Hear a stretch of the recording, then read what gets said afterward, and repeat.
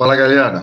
Hoje vamos começar uma aula com aquele último slide que nós deixamos gravado na última aula, que é a apresentação do que significa essa notação de carbono simétrico e assimétrico. Aquela aula, no finalzinho da aula, eu disse a respeito dessa característica, essa definição do que seja carbonos assimétricos. É muito simples, né? E isso vai ter uma consequência muito significativa dentro desse capítulo. Mas o que a gente vê aqui é que um carbono assimétrico, ele possui uma característica simples. Todos os seus ligantes, isto é, todos os grupos ligados diretamente a ele, são diferentes. E aí a gente tem que ter a noção de grupos, né? De grupos de átomos. Apesar daqui a gente ter dois carbonos ligados a esse carbono central, é o carbono que a gente está analisando, o conjunto, né, de substituintes, na realidade, você vai ter que, nesse caso, dois carbonos, e aqui só vai ter um. Então, isso significa uma diferença estrutural, de que nesse carbono aqui, eu vou ter um grupo metil, e nesse grupo aqui eu vou ter um grupo etil. Obviamente, aqui você vai ter um cloro e um oxigênio. Então, concluindo, né, esse carbono, como ele tem 4 grupamentos completamente diferentes, apesar desses dois serem constituídos pelos mesmos átomos de carbono, mas os seus grupos são diferentes, isso, como consequência, dá a definição desse carbono como um carbono assimétrico. Não existe simetria, não existe plano ou qualquer tipo de elemento de simetria neste carbono. Vamos fazer uma análise, né, que é importante para que a gente possa observar essa assimetria do carbono e a forma com que esses grupamentos estão ligados a esse carbono. Imaginar que eu tenho aqui um espelho plano exatamente na frente dessa substância que eu desenhei. A sua imagem especular vai ser essa substância, vai ser essa estrutura, que é a mesma substância, uma espelhada em relação à outra. Quando a gente gira isso aqui 180 graus, ela se transforma nessa figura. Ó, esse hidroxila está lá para trás, eu rodo 180 graus, ele tem que vir aqui para frente. Ele tem que vir exatamente aqui para frente. Ele está lá no lado esquerdo, ele vai ter que vir para o lado direito. Consequentemente, essa metila vai ter que ir lá para trás e esse grupo etil vai ter que vir no plano pelo lado esquerdo. Está aqui, ó. Agora, eu pego essa, transporto para cá. Olha só que interessante. A forma com que os 4 substituintes estão dispostos nesse carbono assimétrico são diferentes. Então, a imagem especular de uma substância que possui um carbono assimétrico, ele se constitui como uma diferença espacial entre as duas estruturas, o objeto e a imagem. Isso é uma característica dessas moléculas que possuem um carbono assimétrico. Seu objeto e sua imagem são espacialmente diferentes. Então, isso faz com que essas substâncias elas possuam uma característica física muito interessante que a gente vai ver mais tarde. O carbono simétrico, ao contrário, ele vai ter grupamentos idênticos. Logo, eles vão ter pelo menos um elemento de simetria. Logo, quando você faz a relação objeto-imagem, há um sobreposicionamento entre o objeto e a imagem, que caracteriza que sejam as mesmas estruturas. Então, na realidade, quando você tem carbonos, somente carbonos simétricos em uma estrutura, a relação objeto-imagem é a própria, é o próprio objeto. Quando você tem carbonos assimétricos e há uma avaliação em relação especular, o objeto e imagem não possuem relações de sobreposição estrutural. Então, eles são espacialmente diferentes. Exatamente o que eu disse anteriormente, aqui, ó. Todos os grupos são diferentes, um cloro, uma hidroxila, um metilo, um grupo etil. E aqui eu tenho dois grupos metila. Então, eles são idênticos. Então, existe aqui, ó, um plano de simetria entre essas duas ligações, fazendo com que essa molécula e sua imagem especular sejam a mesma coisa. E aí a gente entra numa categoria de definição que vai ser muito importante. Então, a gente vai observar essas diferenças que a gente viu ao longo dessas primeiras aulas e eu vou definir para vocês o que significa esse nome, conformação. Assim, conformação é qualquer movimento que eu tenho na estrutura em que grupamentos se alterem ao longo desses rodopios, ao longo da ligação sigma, que é uma ligação que tem rotação livre. Elas podem ter energias diferentes. No entanto, a posição estrutural de um grupamento, de grupamentos internos na molécula, podem ser diferentes. Então, a alternância estrutural dos diferentes grupamentos de uma mesma molécula constitui uma variação conformacional da molécula. Então, eu botei esse exemplo aqui da cadeira. Eu tenho um ciclo hexano. Esse ciclo hexano, essa estrutura em que a gente observa aqui o hexano visto lateralmente, né, onde você tem um respaldo e um local de pé, que se configura um exemplo mais ou menos como se fosse uma cadeira, até a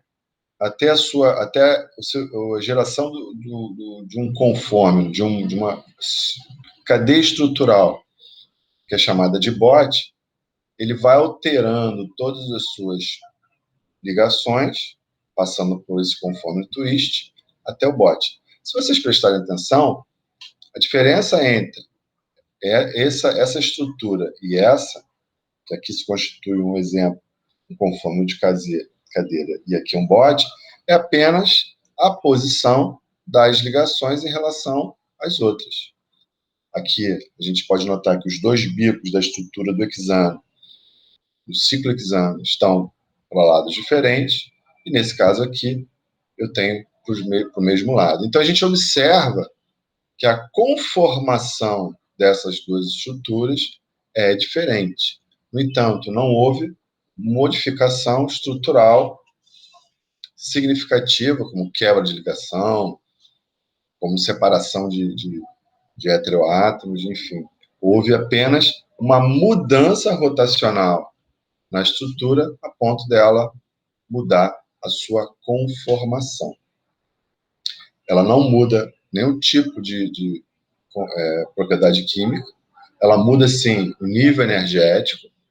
A cadeira sempre possui menos energia do que o bote, já que a gente pode ver que existe um paralelismo orbitalar, e a gente aprendeu lá atrás que orbitais paralelos aumentam o tipo de interação, quer dizer, as interações repulsivas aumentam o conteúdo energético da molécula.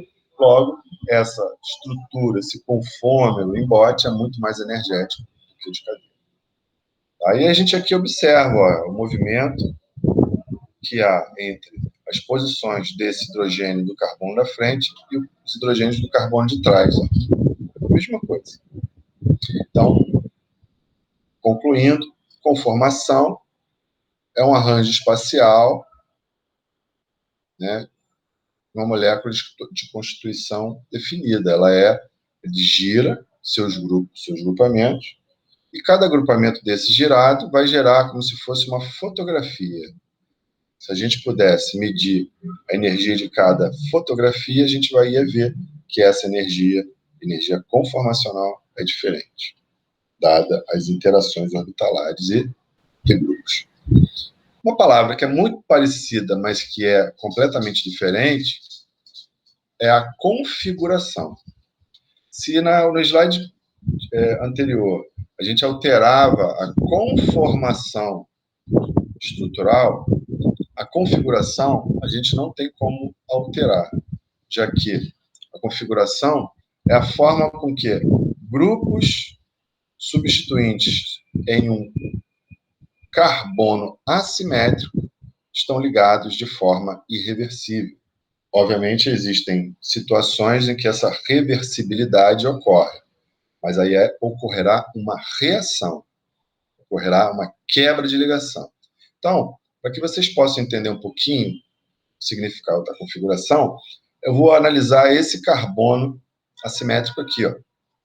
Esse carbono assimétrico, ele possui um grupo fenil, um grupo carboxy, um grupo amino e um hidrogênio, que eu não liguei. Então, os 4 grupos são diferentes. Então, esse carbono é um carbono assimétrico. Só que nessa situação, eu coloquei essa estrutura e essa estrutura em que a gente vai analisar essas diferenças espaciais.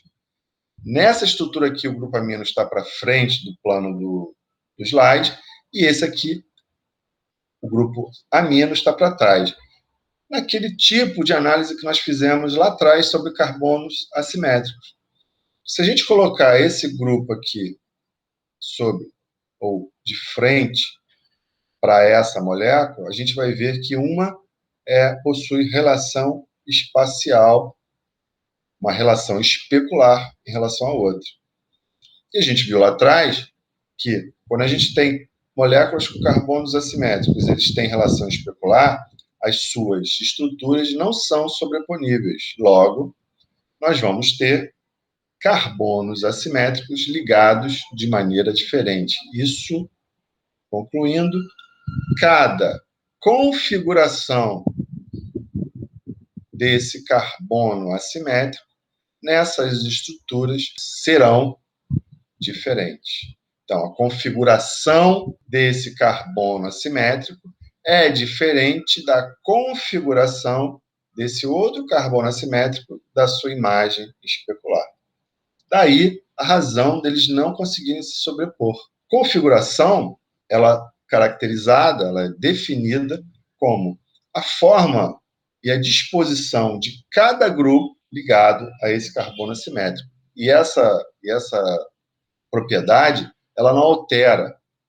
Se a gente mudar presta bem atenção, se a gente alterar a conformação molecular, quer dizer, a gente aplicar giros internos nessa molécula, jamais a configuração será alterada, porque os grupos ligados ao carbono assimétrico são fixos.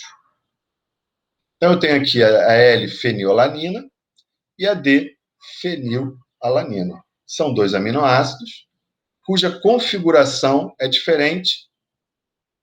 No entanto, eles possuem relações especulares. Muitas das constantes químicas e físicas são idênticas. Agora, o que a gente viu lá atrás, em relação a essas moléculas, lá no início desse capítulo, é que essas moléculas com essa propriedade, elas vão ter uma coisa que nós vimos lá no início, elas vão ter atividade ótica. Elas vão ter atividade ótica porque elas alteram o plano da luz, plano polarizado. Cada molécula dessa, que são imagem especular uma da outra, vai alterar o plano da luz polarizada num ângulo definido, igual em módulo, diferente em sentido e sinal. Utilizando a configuração absoluta e criando uma disposição em projeção de Fischer desse aminoácido, coloquei aqui para vocês carbono mais oxidado para cima e o carbono menos oxidado para baixo, eu observo que o grupo amino, lembrando, a ligação horizontal em projeção de Fischer está para frente, esse grupo amino, quando está para a esquerda, ele recebe a definição de Lzão. Lembrando, quando a gente mede o desvio da luz plano polarizada, nós também utilizamos as mesmas letras, D e L. Só que, para caracterizar o desvio da luz plano polarizada, nós usamos o D e o L minúsculos.